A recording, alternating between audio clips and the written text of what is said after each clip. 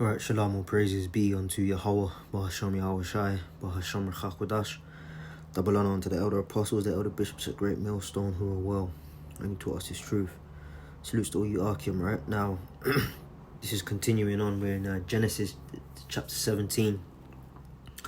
And let's just get into it. Quick commentary on this chapter. And it says, and when Abram was 90 years old and 9, meaning 99 years old, the Lord Yahweh appeared to Abram and said unto him, it says here, I am God Almighty, walk before me and be thou wholehearted. And in the King James there, it says, and be thou perfect. Okay. You've got the Assyrian script on the left. You can see where it says Lord. Okay. 1, 2, 3, 4. On the fourth line down. All right. For your understanding, reading from right to left. Okay. You can see the name Yahweh there, right? But the Lord introduced himself to Abram as God Almighty, all right, which would be Allah Shadia, okay, Allah Shadia, right? Allah meaning God, power, judge, power, right? And Shadia meaning terrible, great,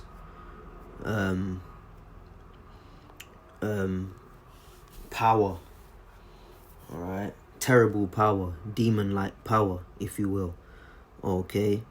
I don't get tripped out by the word demon. It just means in intelligence, but a great power, terrible power. In fact, we can pull that in here in the blue letter. Now, the small hats, they would say El Shaddai. Okay, El Shaddai. Hold on a second. God Almighty. Okay, look, for God here, 410, H410, L. Alright, but really it's Allah. Okay. It says here, God, godlike one, mighty one, angels. Alright. So, you've got the top power, the top spirit. Right? Oh, on the NLT, it actually says it. Look to the right of the screen. I am El Shaddai, God Almighty. Right? Okay. So the NLT actually puts the so-called Hebrew in there, El Shaddai. Right? Let's go to the word Shaddai, which really is Shadia. Right? Almighty, most powerful. Okay. So the most powerful, the most terrible, the greatest of powers, right? So it says here, and said unto him, I am God Almighty, or Allah Shadia, walk before me and be thou wholehearted or perfect. Okay. And I will make my covenant. And by the way, Abraham knew the name of the Lord. You can read in chapters, it speaks about, by his name, he was not well known, but they knew the name Yahweh. Okay, but that name wasn't being used or exalted in the earth at the time. Okay, he was known as more so as God Almighty, Allah Shadia. Okay, right. So when it concerns language, calling on Allah is biblical, right? But what is the name of Allah? What is the name of the God or the power? All right. Just like Yahweh Shai on the cross, he called on Allah. He said, Allah Yah, my power, my power. But he also manifested the Father's name before the brethren, as it says in the scriptures in Psalms 22, I believe. I will magnify thy name amongst my brethren. Okay. And then in John 17, he said it, I manifested thy name unto the men which thou gavest me, right? So Allah is all well and good, but what is the name of Allah? What is the name of the power, right? The Most High. His name is Yahweh. And as it says here in verse 1, and when Abram was 90 years old and 9, the Lord, as you can see in the Assyrian script here, right? Maybe that will come up on the screen. That's the word for Lord. Okay, Yahweh. Okay. And it says, and I will make my covenant, verse 2, between me and thee, and will multiply thee exceedingly. And the covenant was made for a specific line. Alright. Abram, whose name was changed to Abraham, Isaac, and Jacob. Because you've got other lines that come out of Abraham, but the covenant was established with a particular line. Okay, you've got Abraham, Isaac, Esau. Right?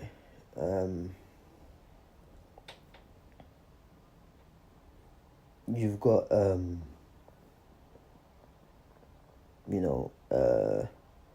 was it the 6 sons by Keturah? Okay, you got Ishmael, that came out of Abraham. But the chosen line of covenant and agreement to be brought near unto the Most High Yahweh, ultimately through his son Yahweh Shai, is via the line of Abraham, Isaac, and Jacob. Okay? Because Jacob had his 12 sons, right? Which would go on to establish the 12 tribes. Right? Jacob's name, Yaakov, was changed to Yasharallah. Okay? And it says, and Abram fell on his face, meaning he prostrated down to the ground. He didn't actually fall. He prostrated his face to the ground, got on his hands and knees and prostrated his face upon the ground in reverence and worship and fear. Alright, and it says, and God talked with him, saying, as for me, behold, my covenant is with thee, and thou shalt be the father of a multitude of nations. Neither shall thy name any more be called Abram, but shall be Abraham, or Abraham, for the father of a multitude, right? Of nations have I made thee, and I will make thee exceeding fruitful, and I will make nations of thee, and kings shall come out of thee. And I will establish my covenant between me and thee. So nations would come out of him. Again, was it Ishmael? He was sent away with gifts. Yashamayallah, he is heard of the power. Like, yeah, okay, cool. You are the son, but you're not the chosen son. He was sent away with gifts. And to this day, they're well-off people, right? They're of Abraham. But it says in verse 7, and I will establish my covenant between me and thee. The covenant, and it says, and thy seed after thee throughout their generations. All right? Not seeds, but the seed, because there was a specific seed, a specific son in whom the line of agreement would be made.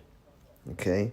Again, Isaac unto Jacob and his 12 sons, making the nation of Israel. Okay? When it says nations of thee, that also speaks to the tribes. Okay? Each tribe is like a nation. Right? But altogether, all 12 tribes under one umbrella, the house of Israel. Alright? Bayath Yasharallah, right? Is the chosen nation. Okay? And it says, and for an everlasting covenant to be a power unto thee and thy seed after thee. Okay, again, not seeds, but seed. And I will give unto thee and to thy seed after thee the land of thy sojournings and all the land of Canaan for an everlasting possession, and I will be their power. And the Most High said unto Abraham, and as for thee, thou shalt keep my covenant, thou and thy seed after thee throughout their generations.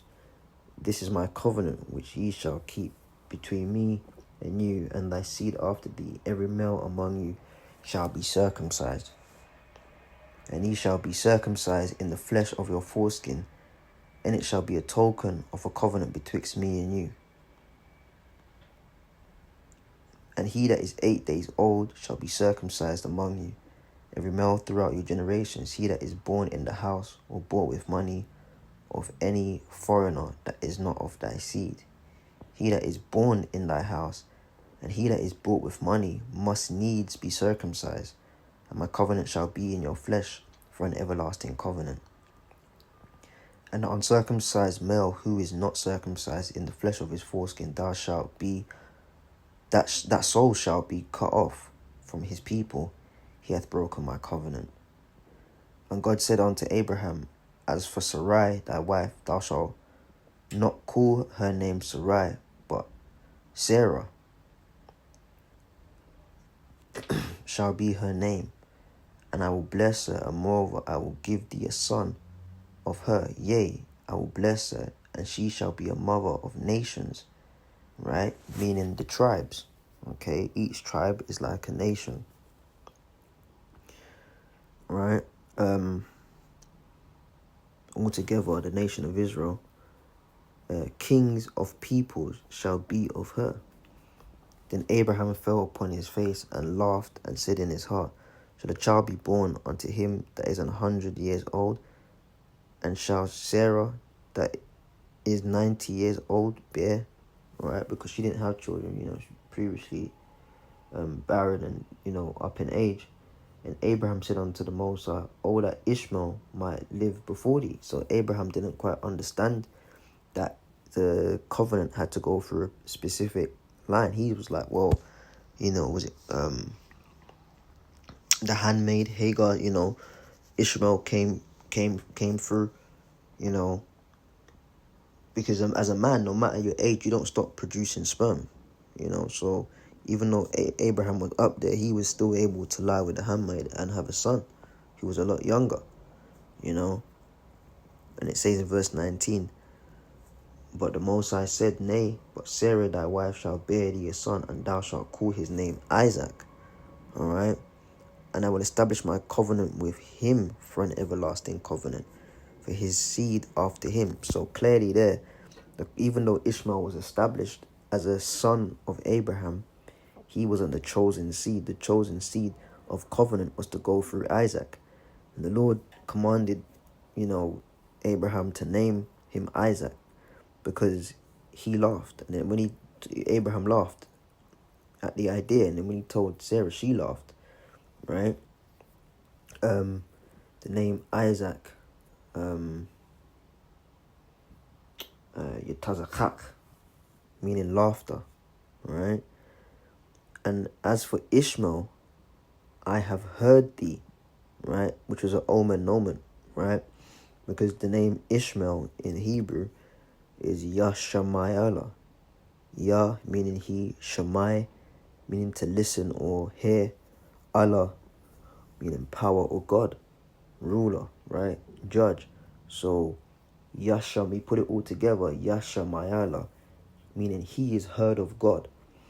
Not meaning that the Lord hears him onto covenant. It's like, yeah, I hear you, man. I hear you. Like, okay, I'll give him some stuff. He'll be set up. He'll be good. He's your son. He'll be nice. He'll be sweet. But he ain't the son of covenant. Behold, I have blessed him and will make him fruitful and multiply him exceedingly. 12 princes shall he begat, and I will make him a great nation. So the Lord set him up in a good way. Like, yeah, I hear you. That's cool. Ishmael will be okay. Verse 21, but my covenant will I establish with Isaac, whom Sarah shall bear unto thee at the set time the next year. You know, so when the Lord told Abraham that, you know, he obviously slept with Sarah, you know, and this time a year ahead, that same time, you know, in a year advance, you know, she brought forth her son, Isaac. And you left him off talking with him, and the power went up from Abraham, right? So I'm going to leave it there, and in the next one, I'm going to continue from verse 22, right? Or verse 23, okay? So with that, Barak Thayahal Basham Yahshai Basham Rakal Kodash. Shalom.